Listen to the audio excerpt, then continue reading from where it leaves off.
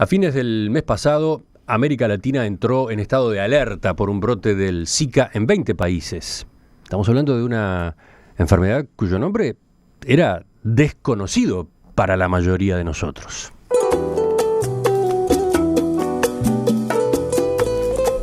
El virus es transmitido por el mosquito Aedes aegypti y los enfermos presentan síntomas similares a los afectados por dengue.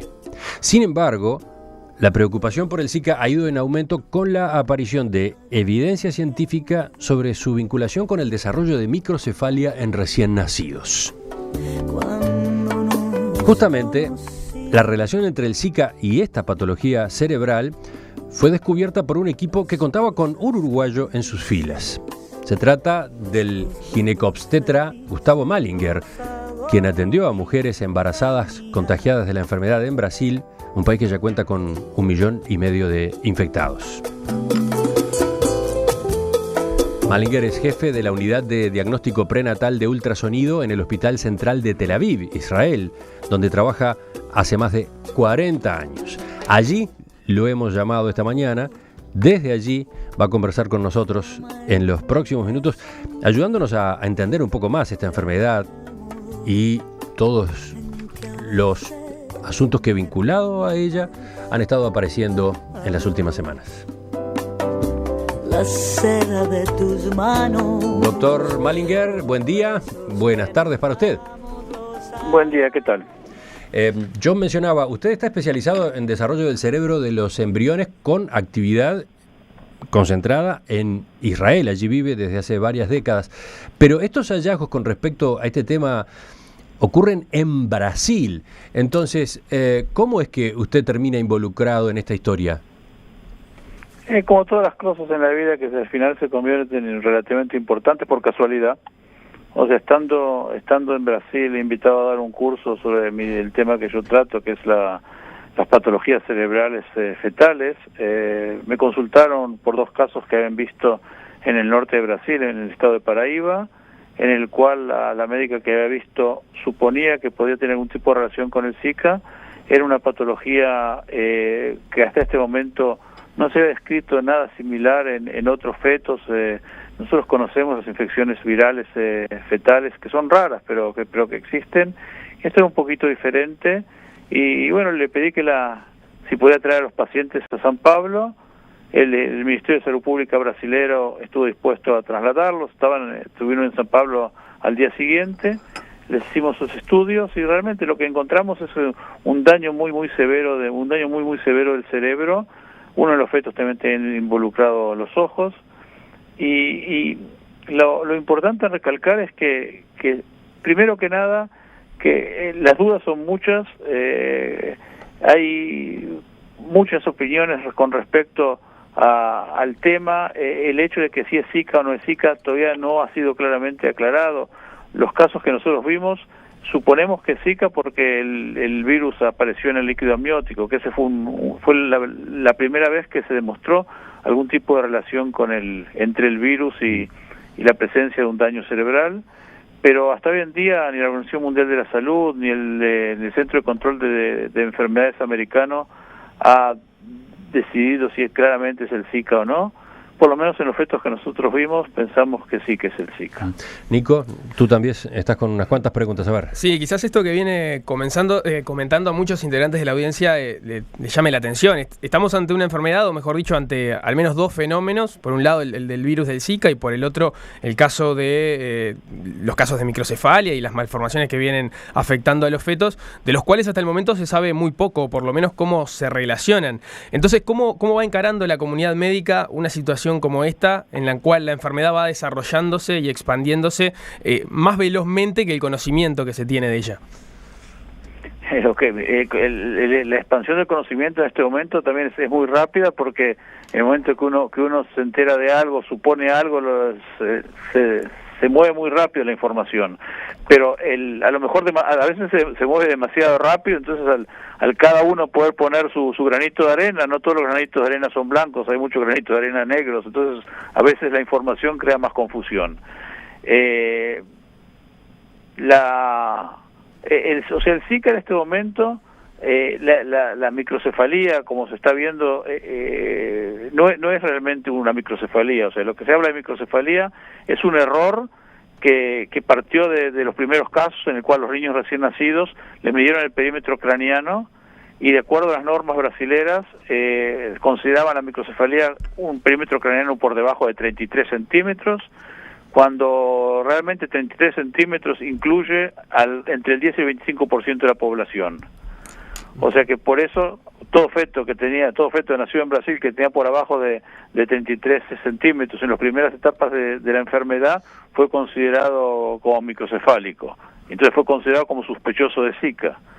Y hoy en día ya es bastante claro que de los 4.000 casos que originariamente se declararon hasta fin de enero, solamente alrededor de un 60% no tienen microcefalía, no tienen enfermedad del cerebro y probablemente tampoco tengan Zika. Este momento el número de casos que han reconocido como con Zika son solamente 239, pero todavía no han evaluado a todo el grupo de 4.000. Bien, ya vamos a ir entonces desagregando por partes la información con la que se cuenta para ir clarificando el tema. Empecemos por el Zika, que es uno de los actores que componen este cuadro el que estamos atravesando por estos días. ¿Cuáles son los riesgos en concreto de esta enfermedad que realmente nos deberían preocupar? Y lo preguntamos porque, a diferencia del dengue, el Zika no es mortal y además, según datos de la propia Organización Mundial de la Salud, la mayoría de las personas se recupera y la tasa de hospitalización incluso es baja. Primero que nada, el dengue es mortal en una cantidad relativamente pequeña de casos. O sea, y el Zika es una enfermedad que hasta este momento, o sea, prácticamente no tiene complicaciones. O sea, siempre hay las personas muy enfermas, las personas que están con un estado de inmunización bajo pueden responder mal, pero en general es una enfermedad benigna que se transmite hasta el momento a través del mosquito, pero que ya había unos pocos casos de transmisión o por contacto sexual. Se ha encontrado el Zika en la saliva. O sea, en el momento que la persona tiene la viremia, el virus se puede transmitir. Lo que no se sabe es si ese tipo de transmisión a través del contacto con secreciones puede pasar al útero, al feto también. Y otra cosa que no se sabe, que es muy importante, es, o sea, si las personas infectadas que han sufrido la enfermedad quedan inmunes, como uno podría quedar con el sarampión o la rubiola. Y eso es muy importante, porque esa sería la solución. Hasta que haya una vacuna sería la solución. No decirle a la gente no quede enferma, sino al revés. En el momento que quede enferma puede quedar embarazada de vuelta, porque los riesgos de una segunda infección son muy pequeños. A medida que vamos tomando contacto con este fenómeno, nos enteramos, por ejemplo, que a finales de octubre de 2013 se inició un brote en la Polinesia Francesa, en el Pacífico, en el que se identificaron unos 10.000 casos, o por lo menos esa es la información que ha circulado, de los cuales aproximadamente 70 fueron graves.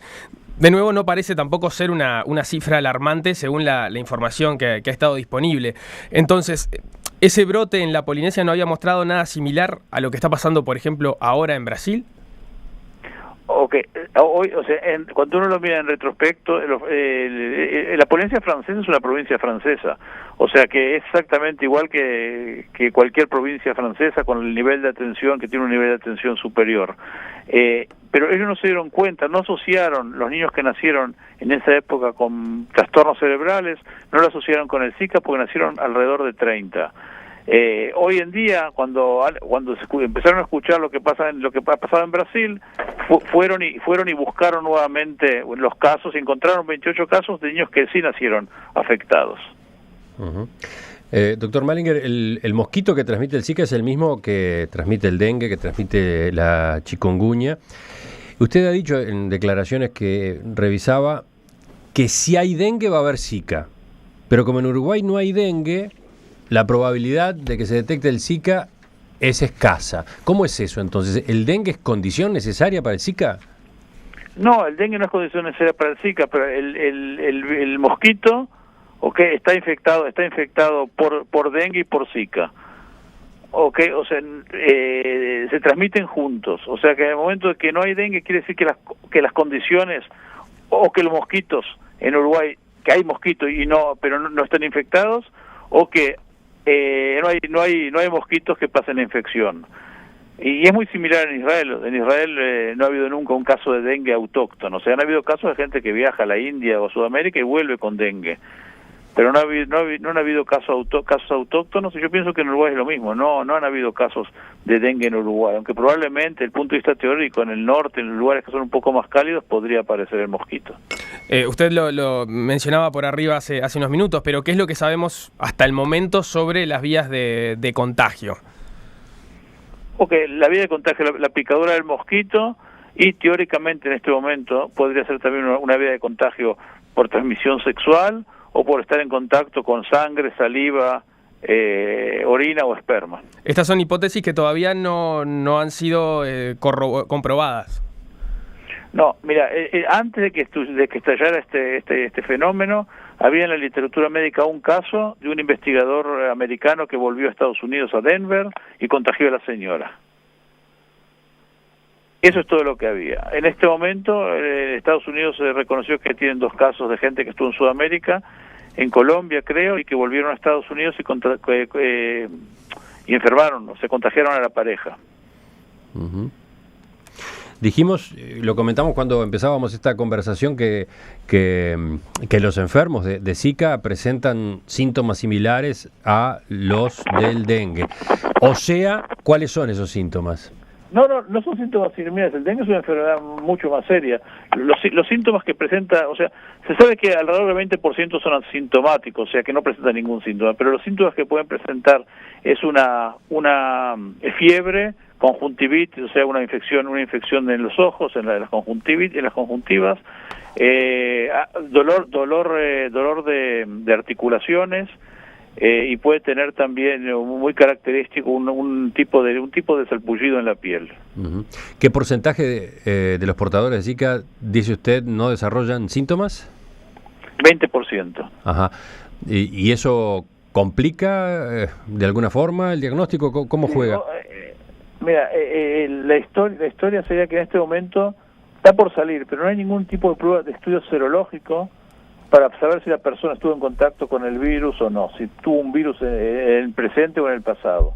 En el momento que se pueda tener un estudio que sea confiable, que con un estudio de sangre le hagamos a la persona y sabemos que esta persona no estuvo en contacto con el virus porque es cero negativo, o sea, eso va a reducir en gran forma el problema, y también nos va a ayudar en las personas que sospechosas de estar contagiadas, de poder saber si realmente estuvieron contagiadas o no.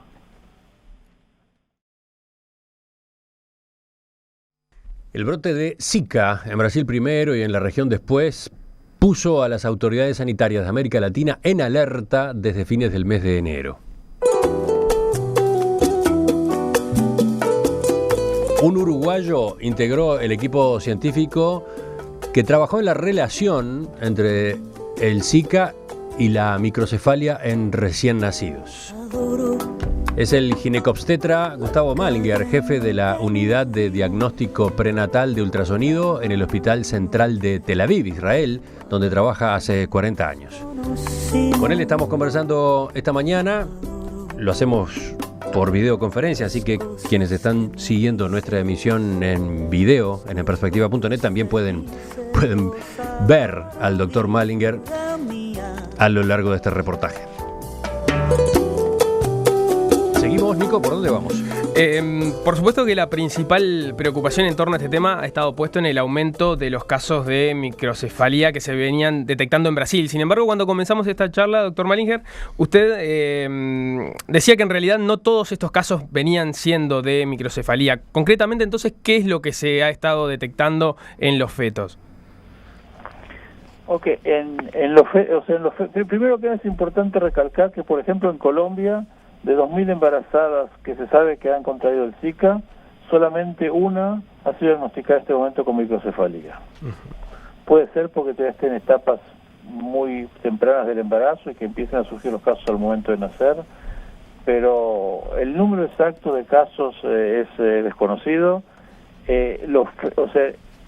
Como les iba diciendo, muchos de los casos fueron diagnosticados con microcefalia cuando realmente no tenía, sino que era un problema de la definición usada.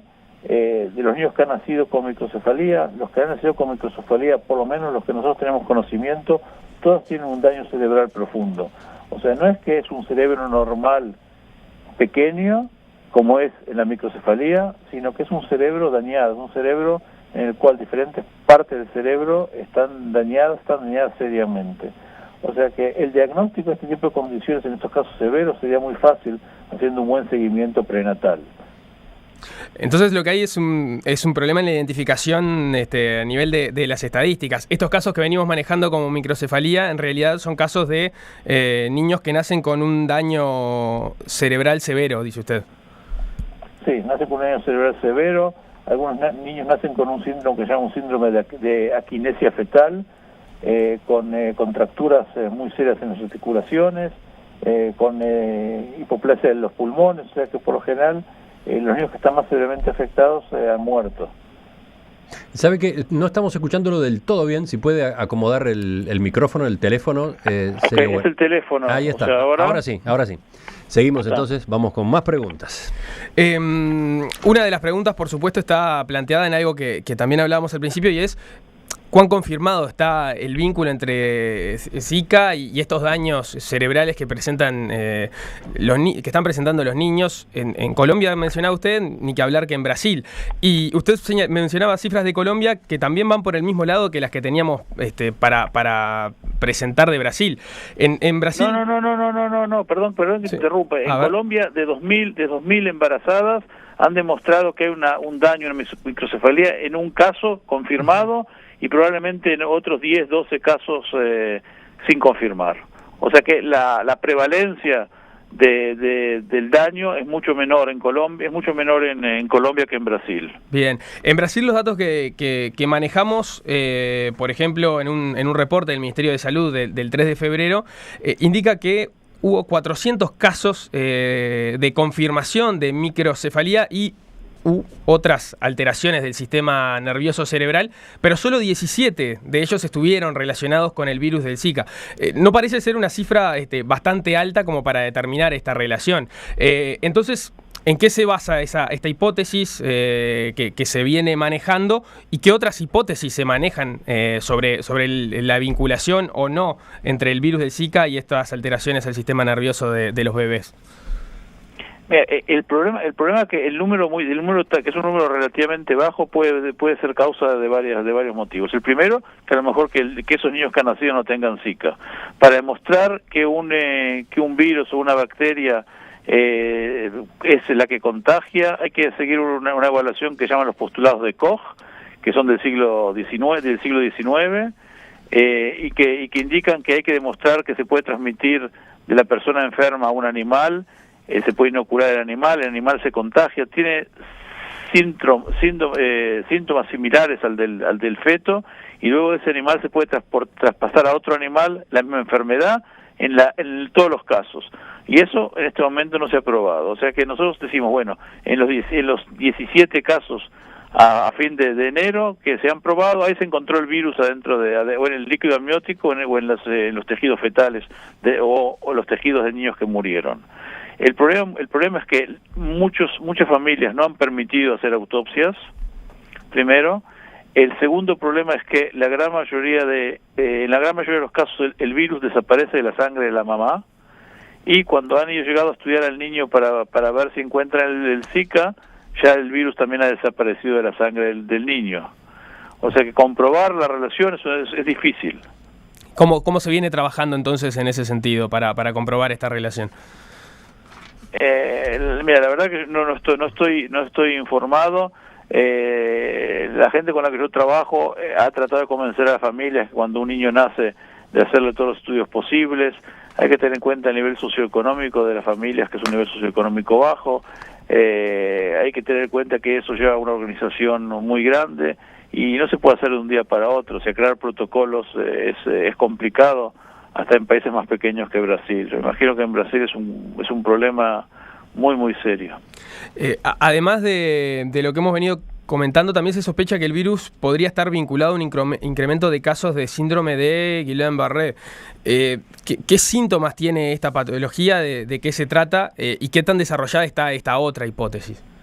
Mira, el Guillain-Barré es un síndrome neurológico que está asociado prácticamente con cualquier enfermedad, es una consecuencia de una enfermedad viral, es una complicación de una enfermedad viral, y o sea, yo pienso que eso es irrelevante de lo que nosotros estamos viendo en los fetos, o sea que no tiene ningún tipo de relación, y los casos que han habido han sido pocos, o sea que hasta que no haya una vacuna, eso es inevitable.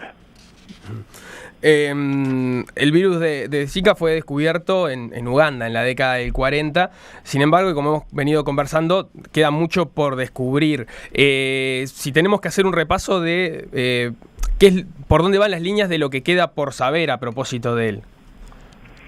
Okay, lo que están tratando de ver, me imagino, a nivel científico, universidades, centros de investigación, es ver qué es lo que ha hecho que de pronto el virus se haya convertido en más agresivo, si es una mutación, si es algún problema relacionado probablemente con la salud de las enfermas, el estado de nutrición o desnutrición, el uso de drogas, el uso de alcohol. O sea, eso todavía queda mucho por investigar. Tengo también mensajes que vienen desde la audiencia, algunos con preguntas y otros con comentarios.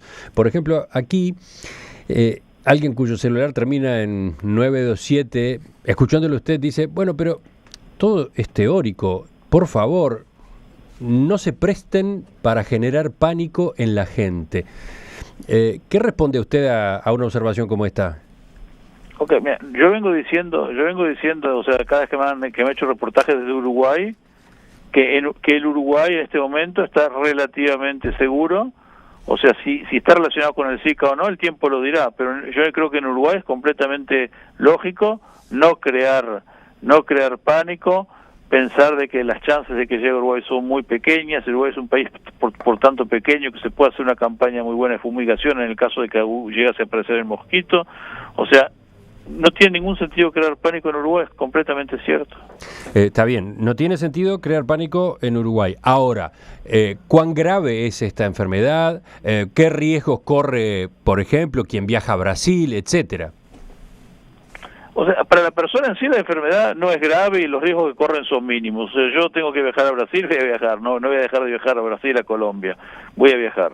Pero, o sea, hoy en día la gran mayoría de los países, o sea, sin crear pánico, han recomendado a sus ciudadanos no viajar a los lugares afectados cuando están embarazadas o cuando están planeando quedar embarazadas, que es algo lógico. O sea, si uno puede evitar un viaje a un lugar que hay una enfermedad o una posible enfermedad que puede causar un problema tan serio en los niños recién nacidos, no viajar. Pero aparte de eso, yo no creo que haya que hacer mucho más.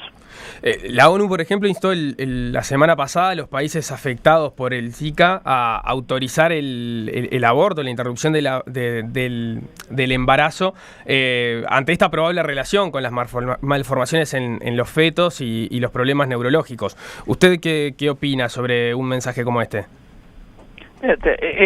Todo eso depende de actitudes éticas y legales. Y yo sé que en países de Sudamérica hablar del aborto es prácticamente un tabú.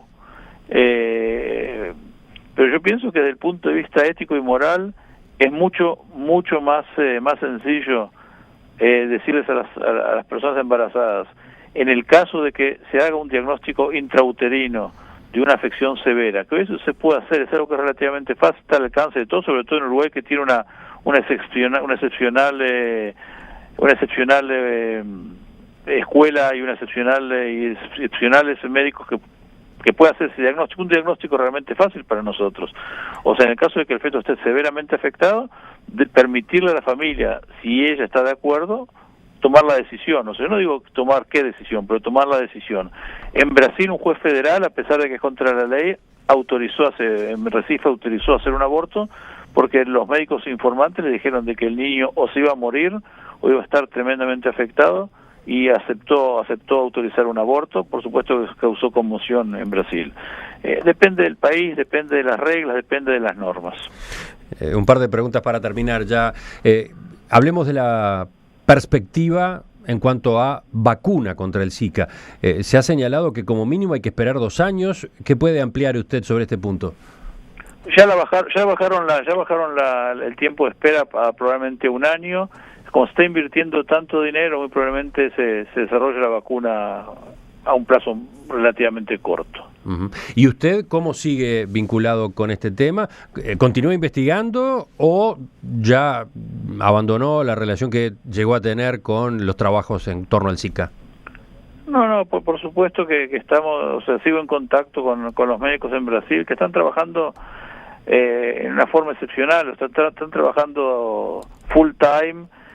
Ahora en Brasil es carnaval, me imagino que también en Uruguay, pero nadie salió de vacaciones. De los médicos que yo conozco, todos se quedaron al pie del cañón trabajando y tratando de ayudar en lo máximo posible. O sea que sigo en contacto con ellos, estamos juntando los casos, estamos viendo cómo evolucionan y esperemos que en algún momento podamos empezar a permitir a la gente realmente tomar decisiones por ellos mismos y no que el país te imponga qué es lo que hay que hacer. Doctor Gustavo Malinger, le agradecemos de nuevo el tiempo que ha dedicado a esta entrevista, sus respuestas a todas estas preguntas. Quedamos en contacto, eventualmente volvemos a charlar, ¿le parece? Ok, con mucho gusto. Hasta pronto. Chao, buenos días. En Perspectiva, da que hablar.